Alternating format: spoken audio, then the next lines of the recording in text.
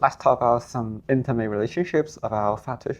Do you think foot fetish affects your intimate relationship? Obviously, there is some sort of influence because there is another kind of gateway you have to approach, and you have to be very mindful of sharing certain things about yourself. Even though people say that, they're opening up to listen to you and they can bear whatever things about you and they love you and whatever, but I'm not saying that they're lying, obviously, but they get something unexpected and it hits them kind of emotionally and mentally, and they kind of never recover from it. But for me, I tend to be a bit more careful and a bit more prudent about this. So I make sure, already have a certain, coordination and kind of I feel comfortable with this person, and then after a certain amount of time and trust, therefore I would share it. So in that sense, I guess it becomes less of an issue in terms of the relationship. When there might be some trust or confidence built in the relationship, how do you approach discussing your foot fetish with your partner? Honestly, it's kind of a gamble sometimes. Obviously you have to be smart about it. So you can't just say during your first date, I have a foot fetish. Let's make it clear. You can't really do it, right? Because you're just going to scare people away. And sometimes it's probably not even appropriate discussing anything sexual on a first date. It really depends on the person. So I guess my approach, as I said, is a bit more prudent. But I think the cornerstone for any relationship is just communication, and whatever desires or whatever demands that you want to have met, you have to discuss beforehand. And so in my case, I guess I just discuss the fundamental things first, and then for the fetishes, I might leave to when I'm kind of sure this person is some person that I could trust, and I've probably had some experience with this person in most areas, and then after that, I might consider sharing this information. But as well, I just do believe that I shouldn't really conceal it to them because that would just be my internal suffering. That's how I approach it. How did you feel at that time when you tried to approach this issue with your partner? I know it's a bit more open-minded, I guess. For like the prior relationships, I think it really depends on like what kind of stage you are in life. So if you're someone who's very young and immature, you might listen to this information and feel like, why does it have to be me? Or I feel like a victim or something. But I tend to find my partners more mature and more accepting, even if they might feel initially a bit weirded out. We might discuss to find solutions to kind of satisfy us both. So in the end, I do feel like this sometimes could be an inconvenience, but at the end, it's something that has to be met and has to be discussed. So I feel like I do feel a bit more open-minded about it right now. How did your partners react at that time when you really tried to have some communications about foot fetish with her? I guess they might feel at first a bit surprised because it's not, at least in an Asian context, not as, or like a more conservative part of Asia's perspective, this is not something very common, and they haven't really or had a long time, exploring their own sexual preferences. So when they hear about this, they might, even though they aren't really trying to do any harm or trying to bully anyone or whatever, I do trust that they have a good heart. But obviously, when you hear something uncommon, it might invite some laughter or some skepticism. And I guess as people who are a bit special, you just have to be ready for that.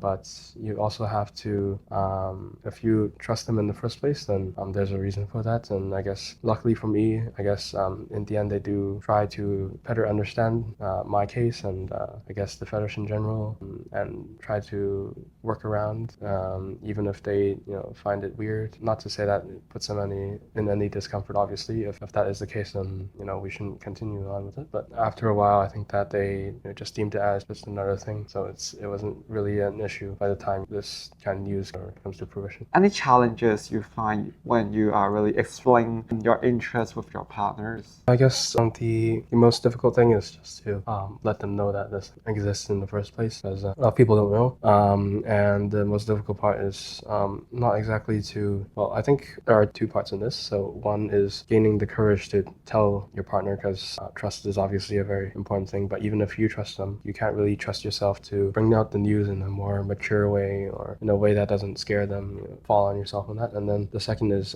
you don't really know how they will react. You don't know if they had experience with fetishes before, and you have a lot of explaining to do, and this speech is kind of difficult to arrange sometimes. So I do fear that sometimes after I be more transparent, will they, even though they act like they're fine and act like they're very supportive, but behind what they're thinking is probably like, this person, why am I with this person? Why am I encountering this? Why does it have to be me? Or they feel weirded out. That's what you fear. Obviously, it might not happen. Most likely it will not, because if they like you, they also have to accept your faults, or, well, I wouldn't really say a fault, obviously, in this regard, but accept what you find vulnerable of yourself. Even though you mature as a person, there are still some things you might find insecure, and I guess that's the main challenge you have to deal with. Do you think fetish is a positive or negative thing among their intimate relationship? I'm quite neutral on this. I think that, some people might think spices up your life or whatever. To me, it's just it's honestly the same. You just like different things, but in the end, you kind of have the same goals of just enjoying spending time with the person that you like. So to me, I don't really feel like it's a good or bad thing. It's just inherent. Just sticks with you, and you're just born with it. So you just try to live a life that adapts to what you like and enjoy life to the fullest. That's how I approach it. What do you think of food fetish affect your intimate relationship? Does it enhance your relationship? I think it actually, him having food fetish helped to enhance the overall relationship, because the trust between is actually increased after he shares one of his deep secrets. It also allows me to maybe share some of my own, not really fetish, but some of my own likes or desires when performing sexual activities. So I think it actually enhanced the overall relationship. When your partner share his interests with you after you agree or accept, so what was his reaction at that time? It was actually a bit relieved, because he actually shared that because in his past relationships, his partners might scared or find him very weird, and they eventually weren't able to really talk a lot about the sex part anymore, because his past partners find this part very weird. So when I was very understanding and trying to know more about what exactly is the foot fetish, he was kind of relieved and a bit surprised that my reaction was actually quite different than what he had expected. After knowing your partner has food fetishes, are there any stereotypes or misunderstanding that you want to clarify?